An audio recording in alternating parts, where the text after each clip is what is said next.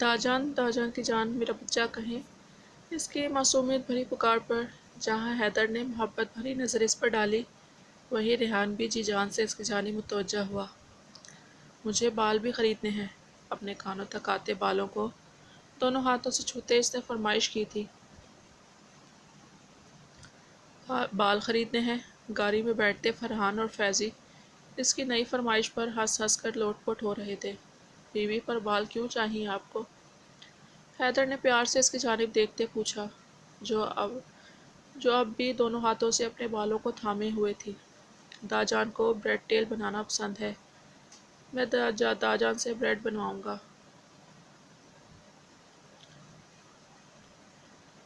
ریحان کے نزدیک آ کر اس نے اچک کر اس کی گردن میں اپنے دونوں بازو ڈالے۔ یہ اس کے پیار کرنے کا مخصوص انداز تھا جو صرف ریحان کے لیے ہی تھا، سوتن کہیں کا۔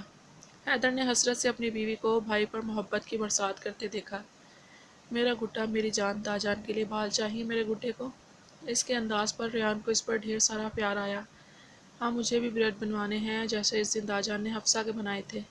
میں آنکھیں بند کر کے بیٹھا تھا۔ ریحان نے حیرت سے اپنے ساتھ لگی اپنی پٹاخہ کو دیکھا جو اس کے ساتھ لگی ساری پول پٹی کھول چکی تھی۔ ریبا، میرا بچہ سب کچھ خرید لیں گے بیٹا، آپ گاڑی میں بیٹھیں۔ اس کی پیشانی کو چومتے اس نے جلدی سے اسے گاڑی میں بٹھانا چاہا۔ بریڈ بنائے تھے حفصہ کے؟ حیدر نے حفصہ پر پورا زور دیتے معنی خیزی سے کہا۔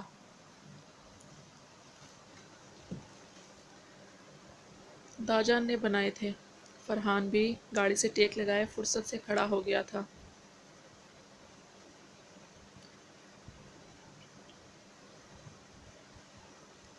بیوی، اور کیا بنایا تھا داجان نے؟ حیدر نے ہنستے ہوئے ریبا سے کہا۔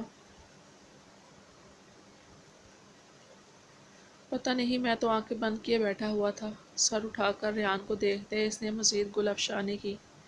یارو بس، ان کے بال ہوا سے انہیں تنگ کر رہے تھے تو بالوں پر ہاتھ پھیرتے اس نے مسکراتے ہوئے کہا۔ ہاں میرے یار، ہم سمجھ سکتے ہیں۔ حیدر نے مسکراہٹ چھپانے کی کوشش نہیں کی تھی۔ ہاں تو بار بار اڑ کر ان کے چہرے پر آ رہے تھے۔ اس نے ایک اور صفائی پیش کی۔ جی بھائی، ہم سمجھ گئے، فرحان نے مسکراہٹ دبا کر کہا۔ ہاں، دیکھنے میں دقت ہو رہی ہوگی نا؟ بال چہرے پر آ کر ڈسٹرب کر رہے تھے۔ حیدر نے بھی سمجھنے والے انداز میں سر ہلایا۔ بس کرو، گاڑی میں بیٹھو فوراً ورنہ میں ریبا کو لے کر چلا جاؤں گا۔ اس نے چہرے پر سنجیدگی طاری کرتے ہوئے کہا۔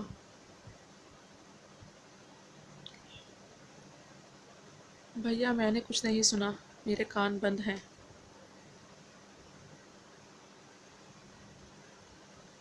فیضی نے گاڑی سے ہی گردن نکال کر کہا تھا۔ بیوی، میرے ساتھ آئیں آپ۔ ریبا کو ریحان کے ساتھ بیٹھتے وہ تیر کسی تیزی سے اس کی جانب آیا۔ مجھے داجان کے ساتھ جانا ہے۔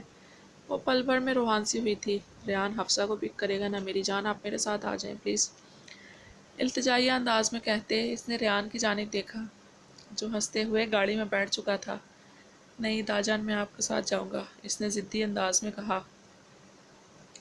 حیدر نے بے بسی سے اس کی جانب دیکھا۔ بیوی، میری بات سنیں، پورے دن تو داجان کے ساتھ ہی رہتی ہیں نا آپ، کچھ دیر میرے ساتھ گزار لیں پلیز۔ اس کا رخ اپنی جانب کرتے نرم لہجے میں کہتے اس نے گویا آخری کوشش کی تھی۔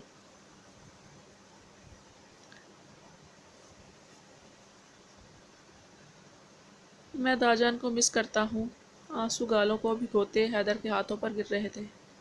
وہ ریحان کے معاملے میں یوں ہی جذباتی تھی۔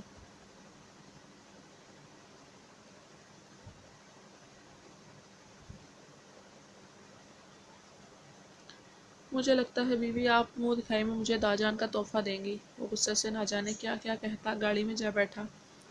اس کی بات پر ریحان نے ہنستے ہوئے گاڑی سے نکل کر ریبا کو قریب کیا تھا۔ کچھ ہی دیر میں پیر پٹکتے زوردار انداز میں گاڑی کا دروازہ بند کرتے اس کے برابر آ بیٹھی تھی۔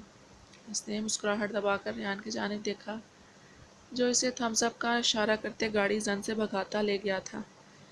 بیوی، ان کے جانے کے بعد اس نے برابر بیٹھی ریبا کی جانب دیکھا جو کھڑکی سے جانب رخ کیے باہر دیکھ رہی تھی۔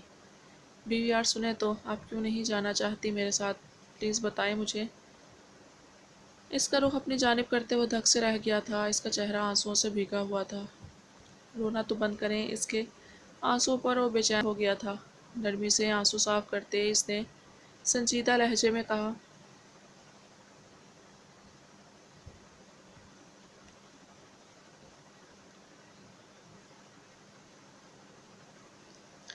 داجان سے بہت پیار کرتی ہوں۔ سنجیدگی سے اس کی جانب دیکھتے اسے سوال کیا تھا۔ بہت پیار کرتا ہوں داجان سے، بہت سارا پیار کرتا ہوں۔ داجان بھی مجھ سے بہت سارا پیار کرتے ہیں۔ دونوں ہاتھوں کی پشتیں آنسو صاف کرتے اس نے ہچکیوں کے درمیان کہا تھا، ساتھ ہی زور زور سے اس بات میں سر ہلایا اور مجھ سے گہری نظروں سے اس کی جانب دیکھتے اس نے ایک اور سوال داغا۔ سنجیدگی میں اب بھی ذرا برابر فرق نہیں آیا تھا۔ آپ سے؟ اس کی بات پر اس نے اپنا رونا بھول کر اسے دیکھا۔ جی بالکل مجھ سے، میں بھی بہت پیار کرتا ہوں آپ سے، بہت زیادہ پیار کرتا ہوں۔ اس کی آنسو صاف کرتے حیدر نے اسی کے انداز میں سوال کیا تھا۔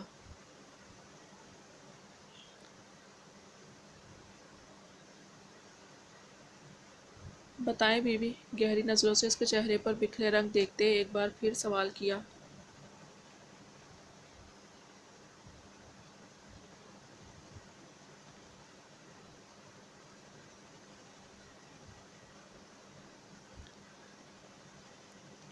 صرف داجان سے کرتا ہوں بہت سارا، اور فیضی اور فرحان بھیا سے بھی تھوڑا تھوڑا کرتا ہوں، تھوڑا سا آپ سے بھی کرتا ہوں۔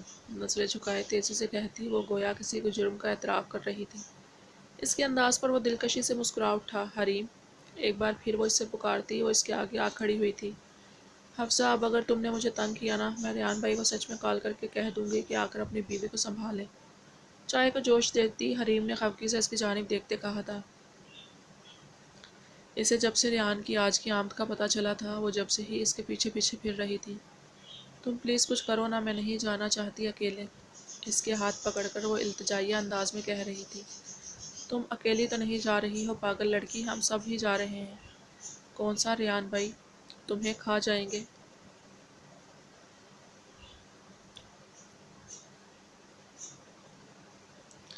حریم نے سمجھانے والے انداز میں کہا تھا۔ وہ اچھی طرح جانتی تھی وہ ریان سے خوفزدہ تھی۔ بھئی اتنی اچانک کیوں کر رہے ہیں ابو اس طرح؟ میں اتنی جلدی نہیں چاہتی۔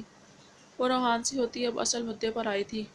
السلام علیکم۔ اپنے پیچھے بھاری مردانہ آواز سن کر وہ اچھل پڑی تھی۔ اس کے نانا کرنے کے باوجود بھی حریم مسکراتی ہوئی کچن سے باہر نکل گئی۔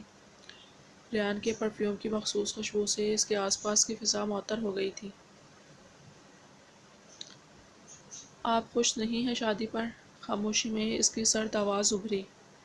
وہ اب بھی یہاں پہنچا تھا فرحان اور فیضی کو تایا ابو کے پاس چھوڑتا۔ وہ خود کچن کی جانب آیا تھا۔ اس کا ارادہ حفصہ سے اکیلے میں بات کرنے کا تھا، لیکن اندر سے آتی اس کی آواز نے اسے ٹھہرنے پر مجبور کر دیا تھا۔ کچھ پوچھا ہے آپ سے؟ کیا کہہ رہی تھیں آپ حریم سے؟ آپ کو کوئی اعتراض ہے؟ شادی پر تو بتا دیں مجھے، میں تایا ابو کو اپنے انداز میں منع کر دوں گا۔ آپ اچھی طرح جانتی ہیں کہ میں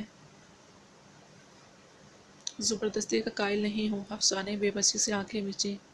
تو مطلب اس نے صرف اس کی آخری بات سنی تھی اور اسی سے مطلب اخذ کر لیا تھا۔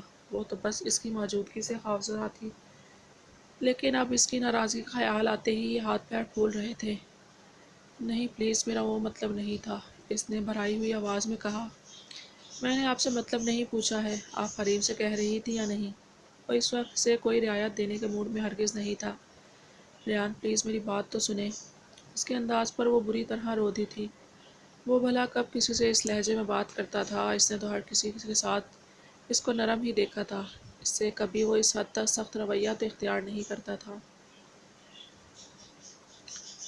اس میں اتنا رونے والی بات نہیں ہے حفصہ، آپ خوش نہیں ہیں تو مجھے بتا دیں۔ اس کے اس طرح رونے پر وہ کچھ نرم ہوا تھا۔ ہاتھ بڑھا کر اسے کچھ قریب کیا۔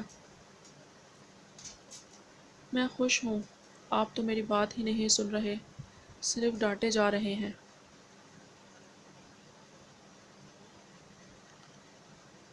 میں بس سب اتنی جلدی ہونے پر نروس تھی، آپ نے مجھے صفائی میں کچھ کہنے ہی نہیں دے رہے۔